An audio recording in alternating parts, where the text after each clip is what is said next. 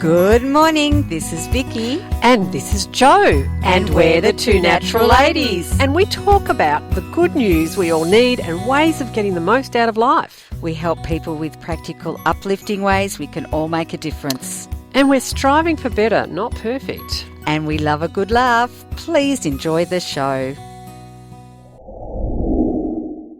So, our theme today is all about the environment and living a healthy, happy life. Well, isn't that exciting? It is. So let's start with the fruit and veggie segment because last week we only just squeezed in the lemon segment. Oh, yes. Oh, yes. So carrots. Let's talk about carrots. So that was on our Facebook page this week and we've had lots of responses. Shall I start? Go for it. So Simone says she grates them into lots of dishes, i.e. bolognese, curry, yummy roasted and drizzled with honey and feta. I've never tried that honey and feta. No. I have to try that. That sounds absolutely delicious. And Megan says carrots mashed with parsnips. Have you heard that before? No, but I've had carrots mashed with potatoes. I think carrot mashed with parsnips could be quite nice. Well, I don't think. I've done sweet potato and normal potato, but never carrot. There you go. Shane says to say that he likes carrots and loves them roasted. And then he had a fun fact, which is cooking carrots is actually a good thing. Unlike vitamins in other vegetables, beta-carotene becomes more bioavailable after cooking. Amali says she uses the greens from the top of the carrots, which I didn't think about. Yes. I've learnt a lot from this book. In fact, as Amali keeps saying, she said that the greens was actually originally what people ate. And they got rid of the root. How amazing is that? And now it's the other way around. Most people get rid of the green and eat the root. This is why I have trouble weeding. Because I'm pulling this out of the weeds and I'm thinking that's probably not a weed. Well, yes, and it won't be a lot of the time because I have discovered through the Lebanese side that there are a lot of things that I thought were weeds which are perfect to put in salads and etc. Yes. So, and then it's just finding that information. Yes. So Jess says she was craving a carrot cake. I wonder whether she baked it. Did she?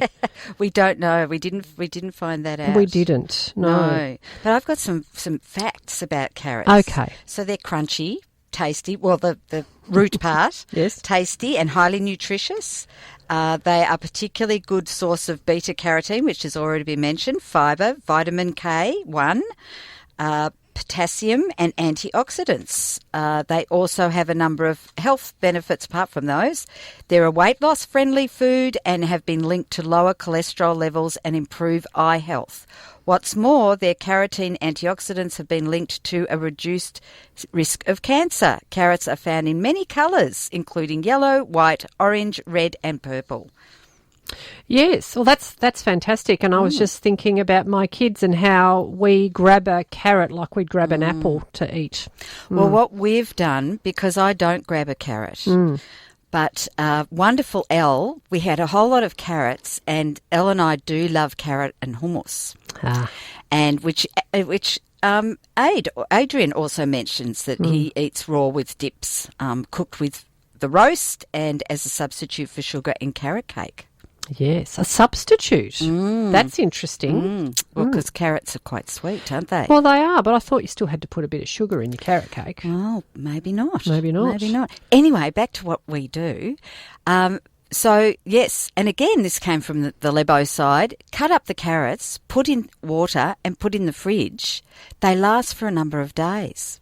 Oh. And they stay crunchy for a number of days. So it's a really great way to prepare, and I just grab a handful and put some hummus in a little dip, and there I've got my snack. So pre-cut. Wow. Yes. And you could probably drink the water if you're using, filtered water or good water. I didn't think about that, but although you wouldn't want to be grabbing with your hands, would you? I don't grab with my hands, I, tong them. But Oh, excellent. Good to know. Yes. But yes, so that way, because that's the thing for me, it's at the time, do I have the time to get them and chop them up and... Yes. Yes. because I like them chopped rather than a whole carrot dipping in. Oh, yeah. You know. Yeah. Anyway, this is So was there more from your side? I've got, yes, I have here, yes, Adrian did think that I was having carrots with humans, but it was actually hummus. And humans, because if you're having it with L, then you're having it with humans. Well, you are, that's very true, Yes. yes. I grate them into lots of dishes, e.g. bolognese, curry, yummy roasted and drizzled with honey and feta. Oh, that was Simone, you already did that one, I didn't you? did. You've done these ones. Oh. That's it, I think. Oh, no, Leanne. Got to love a good carrot and pineapple cake with cream cheese icing. I'm getting hungry. I know. Then, of course, roasted with garlic and a drizzle of maple syrup rather than honey. Or my favourite lunch treat, grated in a wrap with some cheese and Vegemite. Here we go, the Vegemite people or Marmite people. See, that's them getting their salt without saying that they're having salt. Yes. Or my favourite, steamed then served with butter and, toasted sesame seeds. Love that would be sesame yummy. seeds. That was all from Leanne. And, of course, Leanne, she's prolific in everything she does. I hope she's listening. She's amazing. Yes. And she's got muffins in juices and carrot dip. Well, when we start getting together for Knit and Natter in person again, Yes. I'm hoping we'll be able to try some of these. Yes, I Leanne. think we'll have to. Yes. So that was very interesting about, I think, about how it was grown for the greens, not for the root. Yes, I know. We're a funny bunch, aren't we? How we forget what we know. Yes. And that leads me on to a 2040, 2040 being the organisation, the Creation 2040 by Damon Gameua. Yes. Here's a quote from him: "Magnificent soil. There is growing excitement and understanding about the fungi, bacteria, worms and other organisms that live in the soil's organic matter. You see, 90% of land plants have mycorrhizal fungi living around their roots. The plants provide the fungi with food in the form of carbohydrates, and in return the fungi's mycelia, root-like threads, help the plants suck up water and provide nutrients like phosphorus and nitrogen. This delicate, mutually beneficial relationship is disseminated by industrial agriculture and negatively impacts our own health." So I just loved the way they spoke about how beautiful the soil is, and I just think we need to be supporting that by composting and, having those worms be happy and the rest of the fungi and everything. It all needs to be working together, doesn't it? Well, yes. And when I look at my compost and all the big fat worms, and it's all very yummy and full of nutrients. Which is perfect to go to the next topic. Well, it is. Yes. So Kellie's books. Yes. So she's we had Kellie on the show a few weeks ago, and I've got all three books here. So I was going to read The Girl Who Saved the Frogs, but it kind of leads us into Ooh Yuck. It does. Are you thinking Ooh Yuck? I am thinking Ooh Yuck. Okay.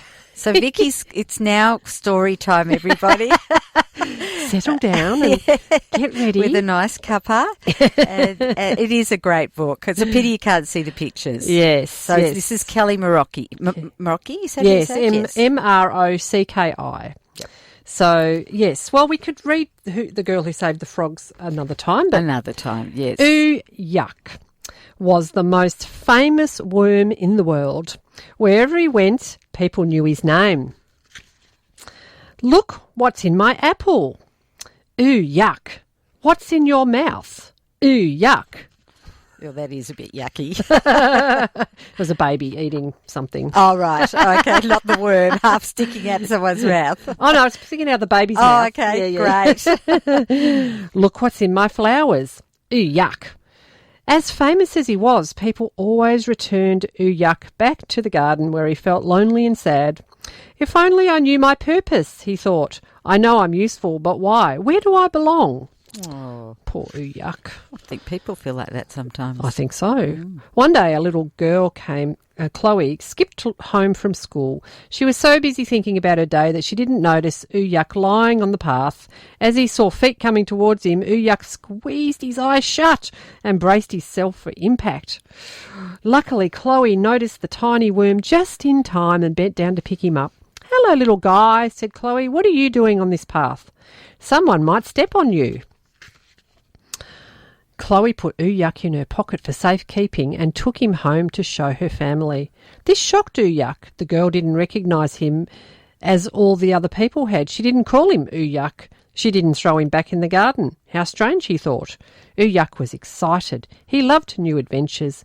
Maybe this would lead him to where he was meant to be. When they arrived home, Chloe carefully took Uyak out of her pocket to show her brother Aidan. Cool, he said. He's a tiger worm. Look at his stripes. You should take him to Grandma Williamson's house. She knows all about worms and might know how to look after him better than we can. So Chloe put Uyak in a container of soil and the children walked merrily up to Grandma's house. Grandma, Grandma! Chloe found a tiger worm, announced Aidan. Chloe showed Grandma her container full of soil and Uyak popped his head out to say hello. Oh, isn't he fabulous? Exclaimed Grandma. Bring him outside. I have the perfect place for your worm. Uyak was a little confused. These people treated him with kindness. It was strange they didn't call him by his name. No one screamed or flicked him back in the garden. They even used words like cool and fabulous. Uyak started to feel warm and fuzzy inside. He had a feeling something good was about to happen. Grandma led the children into the back garden. Near the washing line sat a big black box.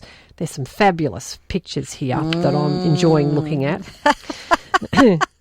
Grandma lifted the lid and underneath the sheets of wet newspaper lived mounds and mounds of great big tiger worms. This is my worm farm, she said. These worms have a special job to do and I'm sure your worm will be very happy there. Oh, he's going to get a family. Chloe and Aidan tipped the contents of the container into the worm farm and watched Uyak join his friends. Uyak was delighted. So many worms surrounding him, all staring and smiling.